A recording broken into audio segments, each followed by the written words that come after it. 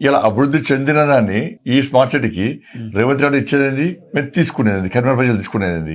ఇవాళ ఆయన గెలిచి 2 సంవత్సరాలే. అసలు ఆయన ఏ దేవుని ప్రమాణం చేస్తుంటే హైదరాబాద్ లో కూర్చొని ఆయనే నేను కరీంనగర్ స్మార్ట్ సిటీకి నేను అభివృద్ధికి 1400 కోట్ల రూపాయలు ఇచ్చినా అని చెప్పి ప్రమాణం చేయమని చెప్పండి, మా అభ్యర్థులందరూ డ్రాప్ చేస్తా. ఓకే, కరీంనగర్ అభివృద్ధికి మా అభ్యర్థులందరూ డ్రాప్ చేస్తా, వాళ్ళకి ఏకీకరించేస్తాం అయ్యారు. మరి లేకుంటే ఆయనే వాళ్ళ అభ్యర్థులను డ్రాప్ చేయించి ఇవాళ మాకు ఏకీకరిస్తాడా?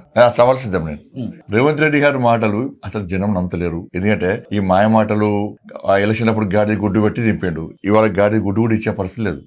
ఏడవేనా కనీసం వాళ్ళ నాయకులు కరీంనగర్ లో ప్రచారానికి తిరిగే పరిస్థితి లేదు. ఓకే, ఒక్కరికి 2 బీఫామ్లు ఇచ్చారు, ఒక్క డివిజన్ లో 2 బీఫామ్లు ఇచ్చారు, రన్నింగ్ కాంపిటీషన్ పెట్టారు. ఎవరు ముందు వచ్చి సబ్మిట్ చేస్తే వాళ్ళకే బీఫామ్. ఓకే, కాబట్టి వాళ్ళకే చక్కగా లేదు. ఇవాళ కరీంనగర్ కు పైసలు ఇచ్చినట్టే ఎవరు నమ్ముతారు? అంటే ఇవాళ నిజంగా 1400 కోట్ల రూపాయలు ఇస్తే బీఆర్ఎస్ వాళ్ళు స్మార్ట్ సిటీ పట్టుకొస్తే ఇవాళ వాళ్ళు ఎందుకు చెప్పుకోలేకపోతున్నారు? ఓకే, మేము ఇది చేసినాం అని ఎందుకు చెప్పుకోలేకపోతున్నారు?